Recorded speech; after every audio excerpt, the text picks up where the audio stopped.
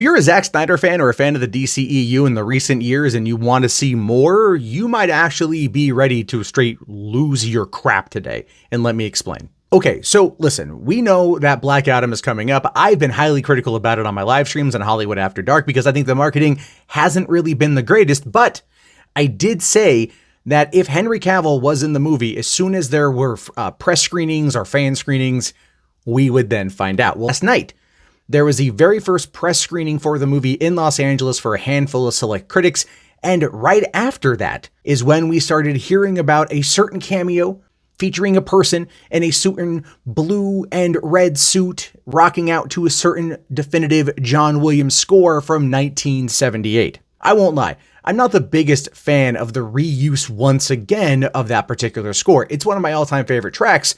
I think it's time we can move past it as a collective. That being said, if this is true, and I'm waiting for confirmation from one person I know was at that event, but they have since been very silent. I wonder why. What do they know that I don't know and they won't tell me?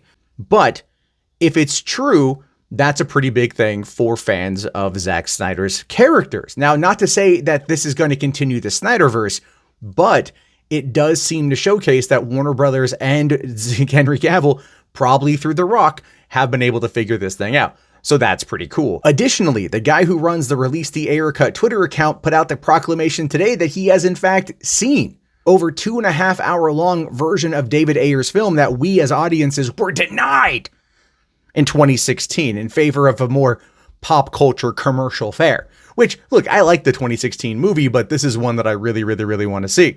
That apparently is one that has been viewed on David Ayer's computer at his house by this individual, and Ayer himself has confirmed it, which means that, you know what? It is time to start pushing for Release the Ayer Cut. I want to see this freaking movie. I really want to see this movie. And it does feel like certain things are happening with the new regime over at Warner Brothers. I can't say to 100% what's going to happen, but as I've always said with you guys, I will try to be as honest and upfront as I possibly can, because this is something that many of us care about. And if I don't see something happening, I'll talk about it. But in this case, what appeared to be years of just kind of like dust in the wind, things might actually be changing, which goes to show you that they're either afraid of the fan base or realizing that they simply just don't have the money to make something new. So they're just going to pull from the old. And either way, fans get what they want. And that's always a good thing. So anyway, what are your thoughts about this? Let me know. I want to hear it. I'll talk to you guys later.